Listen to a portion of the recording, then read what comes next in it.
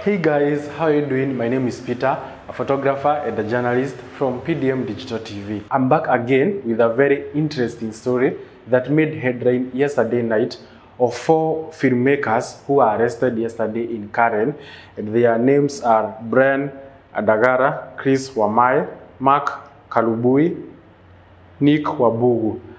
This happened yesterday, and of course, it reads 4 filmmakers reportedly linked to the BBC Brad Parliament documentary have been arrested. Police have also confiscated their equipment and hard drives. This happened yesterday night, and it's raising speculations and citizen wondering, why is this happening?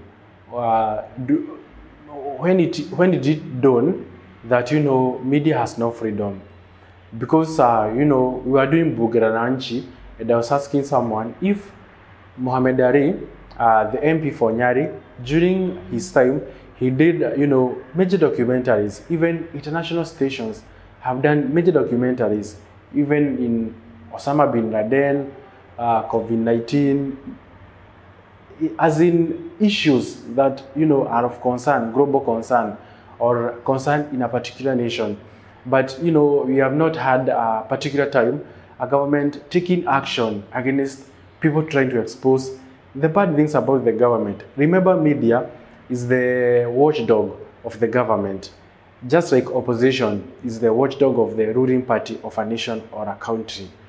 But what is happening? President William Ruto, through the administration police, through the police unit, is going for the filmmakers, 4 of them, who made a documentary that shed light on what happened on June 25, 2024. Many people who lost their loved ones, who were injured, whose properties were destroyed, whose hope for a better country, had gone to ashes.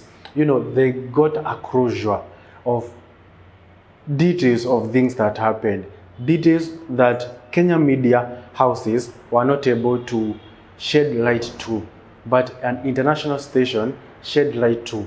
But the country of Kenya, through the administration of President William Ruto, through National Police, is not going for BBC, which is headquartered in London. It's going for innocent filmmakers who are hired. Imagine being hired to do a story to expose ills of the government, and then afterwards, the government is coming for you. What's that? I have seen many people in comments trying to, to expose their anger, their disappointment of the government.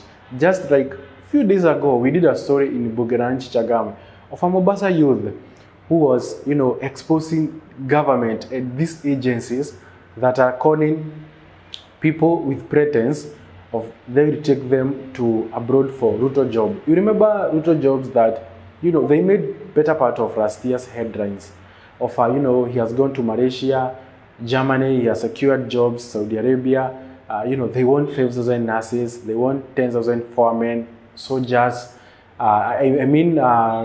watchmen, and that never happened. In fact, a youth from Mombasa is exposing how he was conned cash 180,000 non-refundable.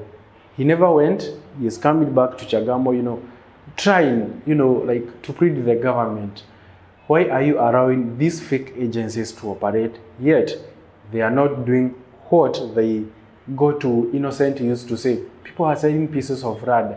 People are selling their cows to take their children to, to those jobs. These children, they are in Nairobi, in Mombasa, and they can't even be able to go home because they are wondering, how can I go home? My parents agree with me. They don't believe that, in fact, I paid the government. Remember, these millennials and a lot of people, they trust the government. So if you tell someone, I have paid something to this government agency and they have not received the service, small percentage of those people will believe you. So coming back to the disappointment of police going for these filmmakers, we are asking ourselves, when is the day it dawned in Kenya that media has no freedom anymore? Media does not have the work of being the watchdog of the government. When it happened that way. you know, as a journalist, I'm so disappointed that I can't do something to expose the government. Like that story of a young man from Mombasa trying to rook us as journalists to tell us, you know, I have this story, I was scammed 180K, money meant to go to abroad for work, the Ruto jobs that he famously campaigned in 2024. And he never went. So if I do that story, what's the problem? If I expose ill of the gaps, of the things that happen in the society, the bad thing, what's the problem? What do you think as a citizen? We have seen in Kenya, even opposition has been captured. It was pocketed. There's no active opposition. ODM was supposed to be opposition. It's the government in form of broad-based government. There's no opposition. So who is this person that will come to say that arresting young journalists that were hired, that were consulted to do job for this international big station? You know, why is not the government suing BBC? You know, if government wanted to do the right thing, of which I'm not against the government, it could have, you know, like tried to sue BBC rather than going for the weak ones, going for the young filmmakers. You know, the question is, even if you go for the young filmmakers, I don't believe you'll be able, maybe apprehend them. You won't be able to remove the documentary from YouTube. So, Mheshimiwa Speaker, asante kwa maswali ya ndugu yangu media. Nafikiri umeingia kwa pointi yangu, ni vile siku kufafanua Mheshimiwa Speaker. Ndio unaona Mheshimiwa Speaker, nimesema hii BBC kulingana na ile documentary ambayo imetolewa jana. Na kulingana vile tulikuwa tuangojea hiyo documentary ya Black Parliament. Sikuwa na expect kama ile ndio document na nini wangetupa. Nilikuwa na expect vitu nzito. Na Mheshimiwa Speaker, vile Mheshimiwa ameniuliza swali, ndio mimi nimesema huenda Mheshimiwa Speaker hata hizi nchi za wazungu, Mheshimiwa Speaker, na si ajabu hata vile nimesikiza Mheshimiwa Speaker, kuna maandamano Kenya ama kuna maandamano Afrika sababu kuhusu ule kijana wa Burkina Faso ambaye anajaribu kuepusha Afrika.